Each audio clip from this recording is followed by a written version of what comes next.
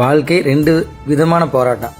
சிறுத்தைக்கு பசி, அதனால் அதை அந்த காட்டுப்பன்றி பிடிக்கிறதுக்கு முயற்சி பண்ணது. அதுக்கு உயிர், பசியை விட உயிர் ரொம்ப முக்கியமானது. இந்த நேரத்தில் ஒரு சரியான ஒரு தோழமை கிடச்சிச்சின்னா எதை வேணால் எதிர்க்க முடியுங்கிறதுக்கு இந்த வீடியோ உதாரணம். பாருங்கள், அது காப்பாற்றுறதுக்கு முயற்சி பண்ணது அதனுடைய நண்பரோ உறவோ.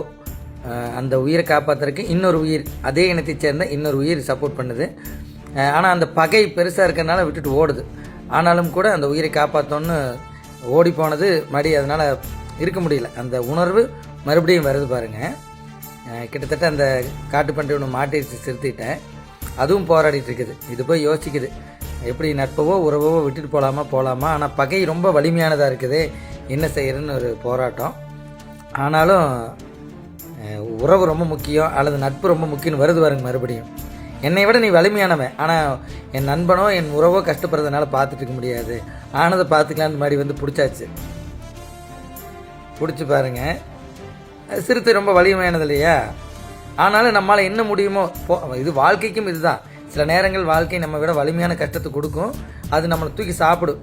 நம்மளை நமக்கான போராட்டங்களை அது தூக்கி சாப்பிட்ரு. கடனாக இருக்கலாம், இல்லை வீட்டு சூழலாக இருக்கலாம், அதை நம்மளை தூக்கி சாப்பிட்ரும்.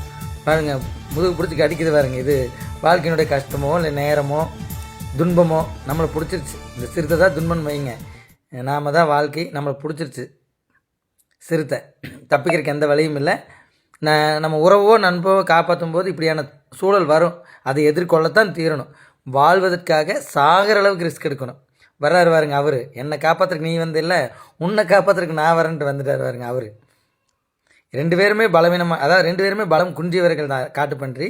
ஆனாலும் ரெண்டும் சேரும்போது பாருங்கள், ரெண்டு பேத்துக்குள்ள பயம் இருக்குது. ஐயோ, நம்மளோட வலிமையானவனை நம்ம எதிர்க்கிறோங்கிற பயம் இருக்குது. அந்த பயத்தை தாண்டி வாழ்ந்தாகணும், உயிரோடு இருந்தாகணுங்கிறதுக்காக போராடுது பாருங்க. என்ன பண்ணுறதுன்னு தெரியல. எதிர்க்கணும், வேறு வழி இல்லை. ஆனால் எப்படி எதிர்க்கிறது? முன்னாடி போகணுமா பின்னாடி போகணுமா?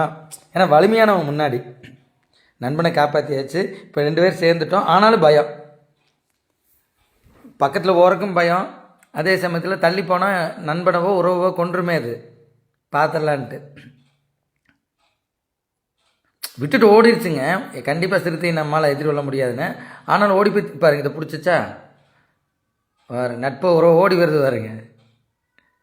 இரண்டு பலவீனமானவர்கள் சேர்ந்தால் கூட சரியான பகை எவ்வளவு பெருசாக இருந்தாலும் சரியான உறவோ நட்போ கூட இருந்ததுன்னா ஜெயிக்க முடியுங்கிறதுக்கு உதாரணம் இது பாருங்க. காட்டுப்பன்றி ரெண்டும் தப்பிக்கணும், நண்பனை காப்பாற்றணும் அல்லது உறவை காப்பாற்றணும். எப்படின்னு தெரியாது. நம்மளால் என்ன முடியுமோ ஏதாவது ஒன்று செஞ்சோம்னா இந்த வாழ்க்கையில் ஜெயிச்சிட முடியும். இதை தான் செய்யணுங்கிறதுல குறிப்பிட்ட காலத்துக்கு ஏதாவது ஒன்று செய்யணும். எதுவுமே செய்யாமல் இருக்கிறதுக்கு ஏதாவது செய்யணும் இல்லையா? அடிக்குது வாழ்க்கை, அதை போட்டு அடிக்குது, கஷ்டப்படுத்துது. ஆனால் இது தாக்கு பிடிக்குது. இந்த வாழ்க்கையில் தாக்கு பிடிக்கும் திறன் ரொம்ப முக்கியமானது. எவ்வளோ கஷ்டம் வந்தாலும் தாக்கு பிடிக்கணும். முடியாதுன்னு முடிவு பண்ணிவிட்டு இன்னும் ரெண்டு காட்டுப்பன்றி செத்துருக்கும். ஆனால் தாக்கு பிடிக்குது. அது ஒன்றும் பெருசாக ஜெயிக்கலைங்க, சிறுத்தையை ஜெயிக்கலை, தாக்கு பிடிக்குது. ரெண்டு காட்டுப்பன்றி சேர்ந்து தாக்கு பிடிக்குது, அவ்வளோதான். ஆனால் அந்த தாக்கு பிடிக்கும் திறன் பாருங்கள் என்ன செய்ய போகுதுன்னு. ஏதாவது ஒன்று பண்ணணும். என்ன பண்ணணும்னு எனக்கு தெரியல, ஆனால் ஏதாவது ஒன்று பண்ணணும் பாருங்க. இது கொஞ்சம் நேரம் ரெஸ்ட் எடுத்துருச்சு.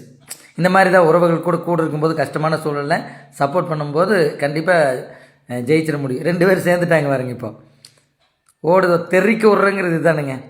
பகை எவ்வளவு வலிமையாக இருந்தாலும் உறவும் நட்பும் சரியாக இருந்தால் எப்பேற்பட்ட பகையும் வென்றுவிட முடியும்ங்கிறதுக்கு உதாரணம். 4 கால் பாய்ச்சல்ல சிறுத்தை ஓடி வரல, ஓடி போகுது.